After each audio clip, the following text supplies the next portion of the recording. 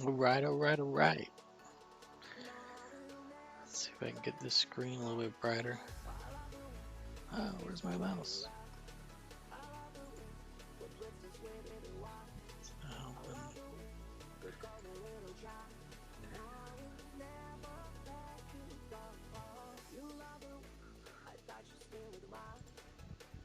Hey, whoa, that's some light. All right, let's see what is going on today.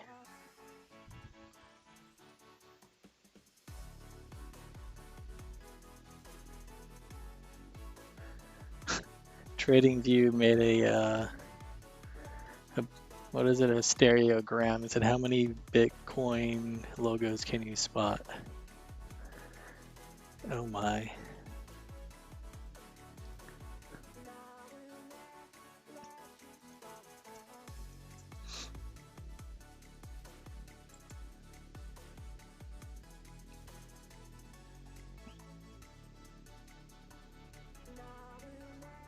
I'm not really sure what the Bitcoin logo looks like. I had to Google that. I mean, I think I do, but based off this picture, I can't really tell. I'll share it. Hold on a sec.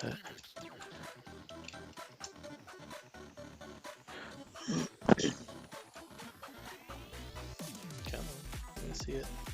Okay, I see. It's orange with a B in the middle of it.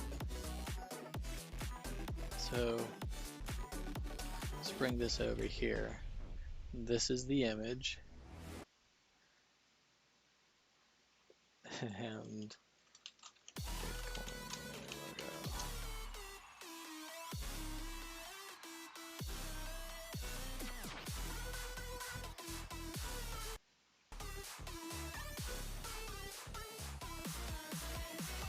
my internet's running slow. Hold on one sec.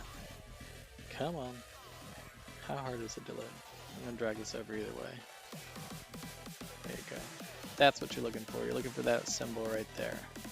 I don't know if this is gonna pull up the bigger one, but it doesn't matter. You've seen it now. So.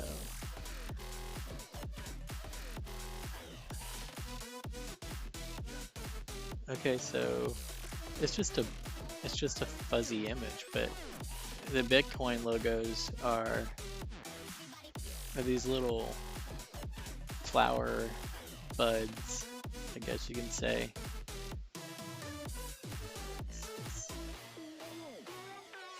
Oh, that one's rubbed out. It's there though. Oh, they cut it out. 8, 9. I was just gonna multiply them. 21, 22, 23, 24, 25, 26, 27, 28, 29, 30. Do you count that one? 31-ish? 2, 3, 4, 5. I mean, that's not even a full one. Yes, 36, 37.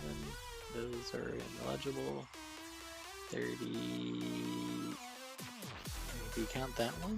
Do you count whatever? 38, 39, 40, 41, 42, 43, 44, 45, 46, 47, 48, 49, 50, 51, 52, 53, 54, 56, 56. Is that it? 56.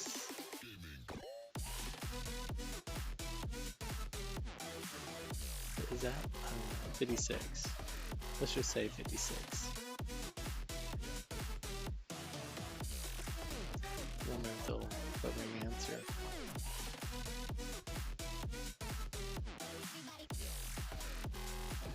Alright, well that was, I guess that was fun, whatever.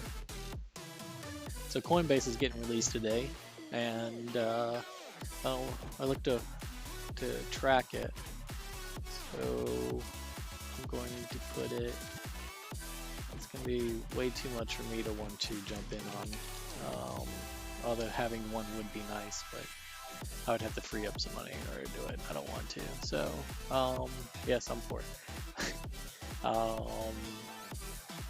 But let's see. Get my list ready. All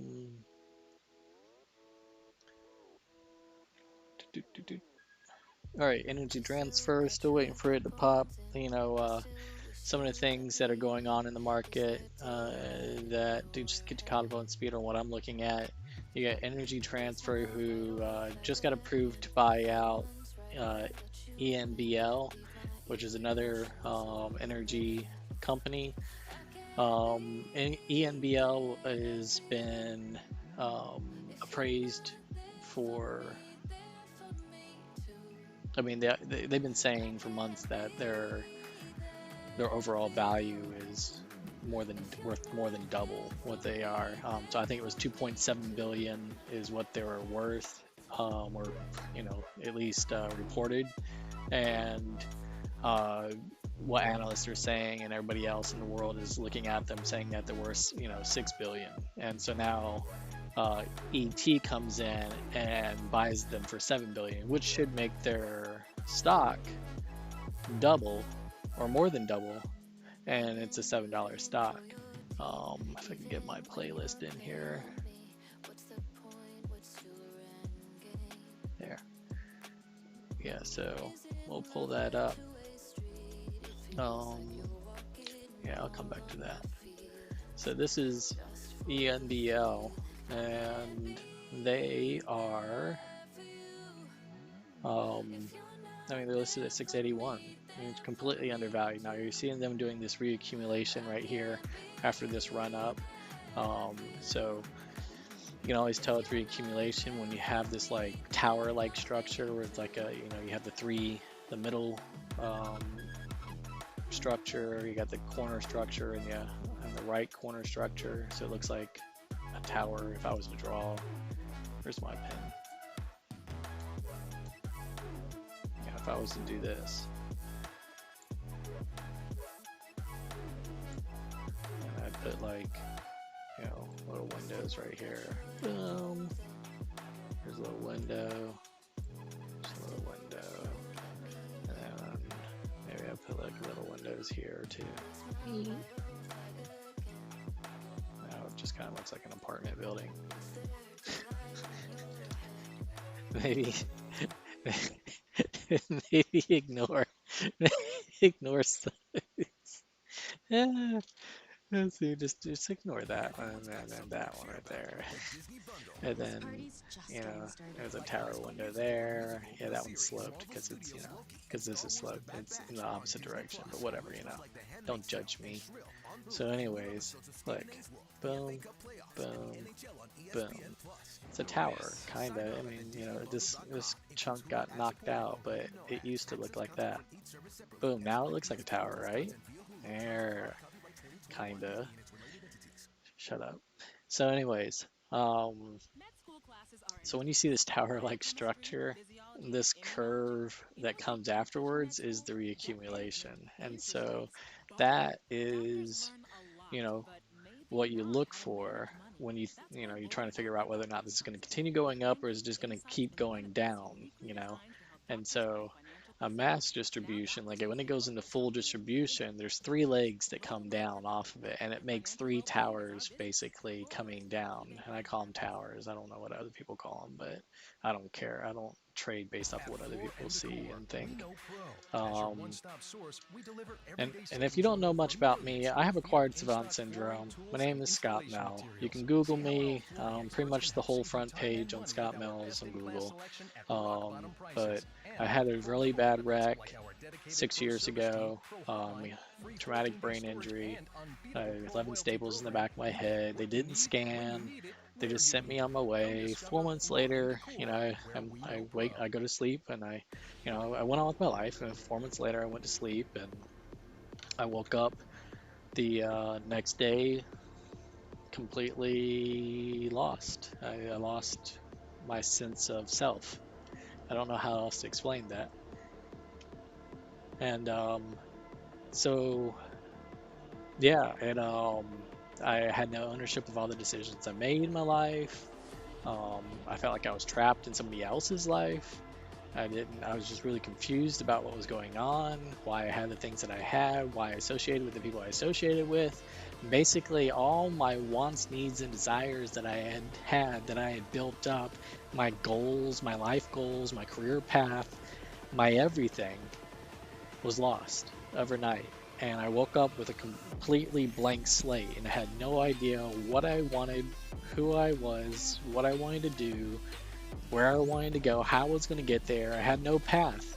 It was all gone. And I was exactly where I wanted to be before I went to sleep the night before, you know? And so then, waking up to that, just kind of like threw me in this big downward spiral. And so that is, that's what I've been dealing with for the last 6 years. And so I have acquired savant syndrome, so that means that I'm one of 33 people in the world that have woken up with an ability after traumatic brain injury that they didn't previously have. And so at first it was just painting for me, but it could be a whole bag of things. And so I noticed when I started looking at charts, which I was never good at charts, I was never good at drawing either. And I paint near realism now on portraits. And I mean, it's not realism, like it's not completely there, but I can get it. I can get it to that point, but I don't care to. But I can get it. I've done it. I can get to that point, and then I'm like, I gotta lose interest. Because I really don't want to paint that way. I just do it because I'm pushing myself to see whether or not I can get there. But anyways, so I digress. And so, but what it came out to really be was that my acquired savant syndrome was my ability to see things. It's a visual thing. I don't know exactly, I can't quite put my finger on it, but I see things differently than other people do. And I don't know if it's like certain things I see, I break it, like it breaks it down, and I visually comprehend exactly how it gets there. And I'm able to either replicate it or dissect it and understand it, at first glance on a different level, where it's almost like when I look at trading, which I was never good at before, when I look at charts, it's like I'm able to break it down and understand it on a level that I shouldn't, because I had never, I tried trading 2 or 3 times before and I was never good at it. I mean, I couldn't even demo trade to have a positive account ever. And so I knew nothing. And then one day after my wreck, I started looking at charts, and it was like, just I understood everything. Not everything, but I saw things in the market that other people can see. I can see and kind of plot like what an algo would see. And it's weird. You just have to see it. But I have my own rule set for different things in the market that I see. And I have this thing called a curve that I follow, that I made a rule set off of. And for the first, I've only been trading for 9 months, but for the first 8 months, I literally just looked at the market and made my own rule set based off the curve that I saw in the market on my, like in the very beginning stages of me trading. I saw this thing, and that's what drew me into the market. And so up until a month ago, I never looked at anybody else's teachings. I found Wyckoff schematics a month ago, and that was the first time I actually looked at somebody else's stuff and started incorporating what they had seen or what they were teaching into what I was doing, because Wyckoff actually is the missing piece of the puzzle that I didn't know, and I didn't understand what it was, but I knew that it had to do something with institutional buying, the curve that I was looking at. But Wyckoff fills in all the blanks that I was missing. So now I have a complete visual and logical explanation of what's going on in the market at all times. And so I use that to trade with. So anyways, I'm gonna cut this video short. I just wanted to kind of introduce myself and kind of give an idea of what, you know, where I come from, you know, why I trade, why would you want to even listen to me?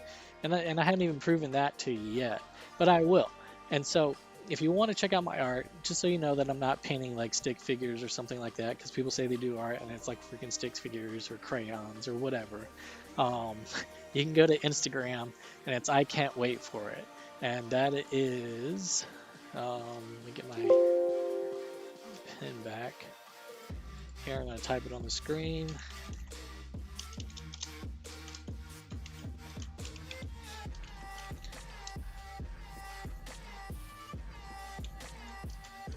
Here.